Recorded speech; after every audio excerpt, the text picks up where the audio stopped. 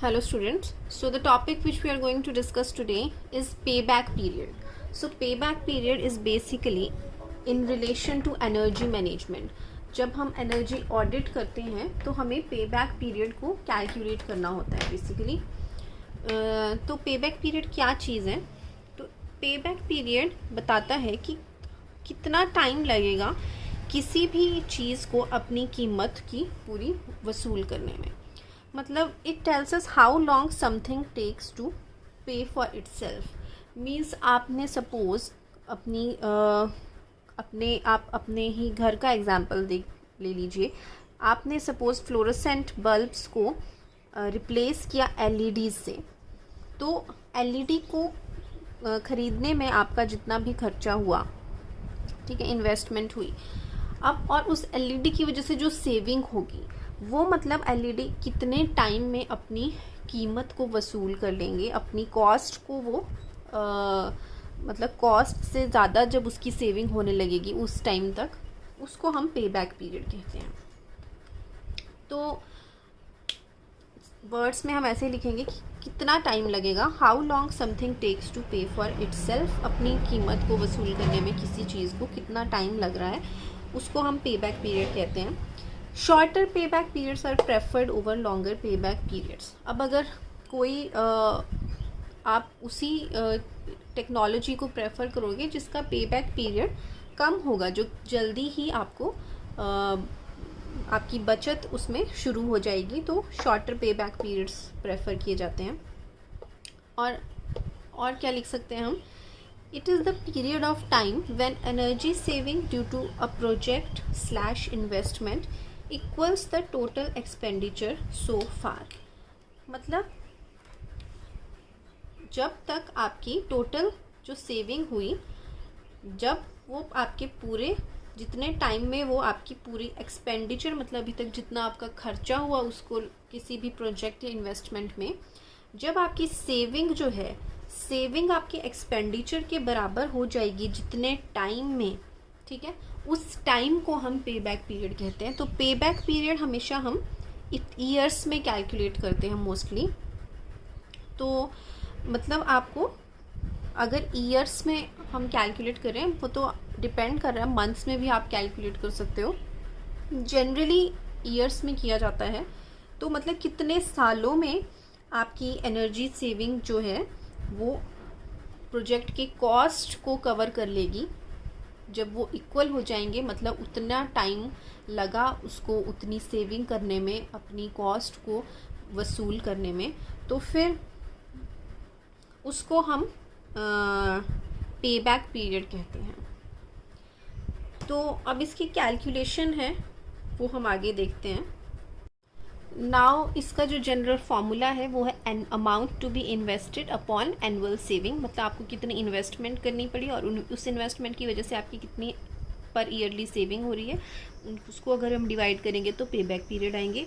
यहाँ पे आप एक्सप्लेन भी कर सकते हो एक एग्जांपल देके। सपोज आपने एक इन्वेस्टमेंट की, 10 एलईडीज़ में, अपने घर की 10 पुराने बल्ब्स को आपने रिप्लेस कर दिया 10 एलईडीज़ से, और उसकी जो कॉस्ट थी वो पर हेड सपोज 200 रुपीज़ थी। तो आपने कितने टोटल इन्वेस्टमेंट की? टोटल इन्वेस्टमेंट आपने सपोज 2000 रुपीज़ की करी 10 एलईडीज़ खरीद के। तो आपको, और जो उससे आपको पर ईयरली जो सेविंग हुई, आपकी बिल में जो रिडक्शन हुई, सपोज पर ईयरली सेविंग, जो ईयरली सेविंग आपकी हुई इससे, सपोज आपने 200 रुपीज़ आपके सेव हुए, ठीक है। तो आपकी अब कितने टाइम में आपकी ये कॉस्ट कवर अप हो जाएगी 2000 रुपीज़। तो आप टोटल इन्वेस्टमेंट है आपकी 2000 रुपीज़, उसको हम डिवाइड कर देंगे सेविंग से, मतलब 200 रुपीज़ से, तो आपको पर ईयरली सेविंग, तो आपका यहाँ पे 10 ईयर्स आया ये। तो 10 ईयर्स में मतलब आपकी कॉस्ट पूरी कवर अप हो जाएगी एलईडीज़ की।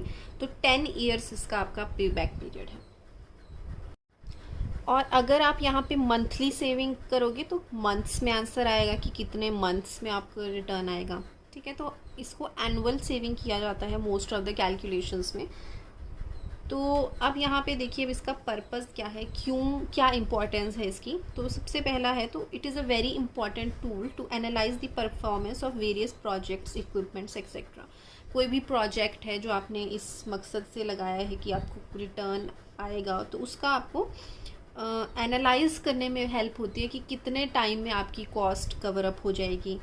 हर एक चीज़ में ये यूज़ होता है पे back period, not just in energy management. किसी भी आपकी जहाँ पे भी आप इन्वेस्टमेंट कर रहे हो वहाँ पे आप पे बैक पीरियड को कैलकुलेट करना एक मस्ट है टू एनालाइज द परफॉर्मेंस।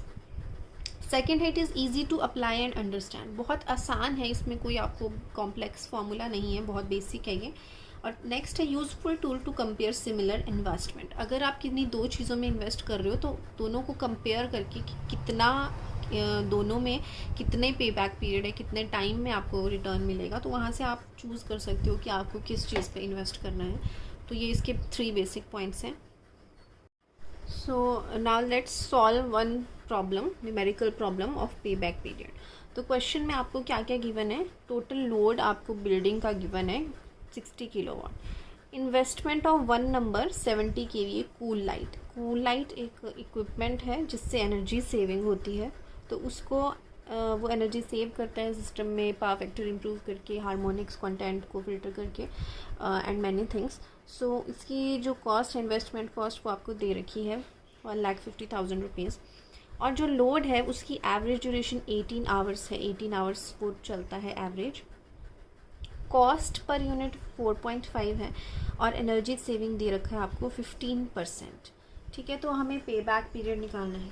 तो we know that payback period is equal to investment upon annual savings. तो इन्वेस्टमेंट वी नो 1,50,000 है, we have to calculate annual savings, right. तो सबसे पहले हम निकालते हैं कि विदाउट कूल लाइट जो है कितना आपका एनुअल, कितनी एनर्जी कंज्यूम हो रही है। ठीक है, without cool light annual energy consumption कितनी होगी। तो कितना है आपका लोड 60 किलोवाट, और आवर्स में kilowatt energy is kilowatt hours, तो 60 को मल्टीप्लाई करेंगे आवर्स से, तो 18 आवर्स चल रही है। ये पर डे का लोड ड्यूरेशन दे रखा है, 18 घंटे हर एक दिन चल रहा है। और आपको साल का निकालना है, तो you have to multiply it with the number of days in a year. So multiply it with 365। तो 365 से इसको हमने मल्टीप्लाई कर दिया। ठीक है, बट यहाँ पे एक चीज़ नोट कर लेना, क्वेश्चन में आपको total number of working days given है, ये एडिशन आप कर लेंगे इधर। तो टोटल वर्किंग डेज आपको 300 गिवन है।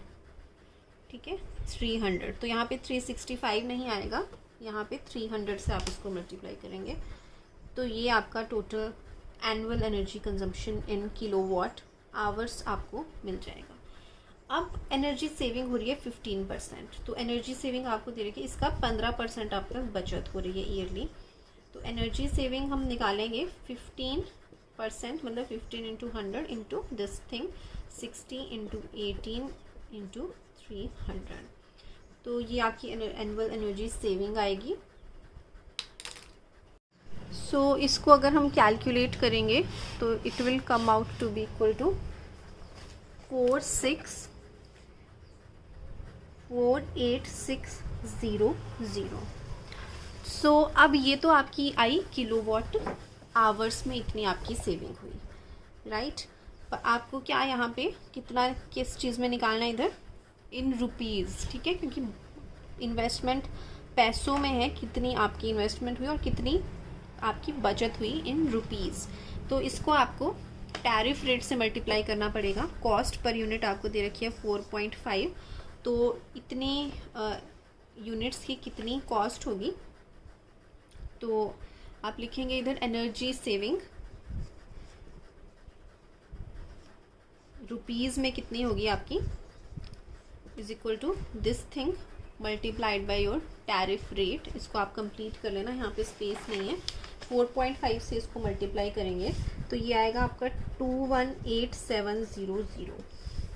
तो ये आपका यहाँ पे अब हम इसमें पुट कर लेंगे, इन्वेस्टमेंट आपकी 1,50,000 और जो सेविंग है वो है 218700। तो यहाँ से आपका ये पे बैक पीरियड कैलकुलेट हो जाएगा। तो बेसिकली कुछ भी आपको गिवन हो सकता है, आपको टोटल इन्वेस्टमेंट पता होनी चाहिए और कितना बचत हो रही है उससे इन रुपीज़। तो टैरिफ रेट का आपको इस इन क्वेश्चंस में पता होना चाहिए। तो और नंबर ऑफ ऑपरेटिंग आवर्स पता होने चाहिए, तभी आप किलोवाट आवर्स निकाल पाओगे। और पर यूनिट की कॉस्ट गिवन है तो गिवन यूनिट्स की आप कॉस्ट निकाल के पे बैक पीरियड कैलकुलेट कर सकते हो। तो this is all about your पे back period. Hope you have understood today's lecture.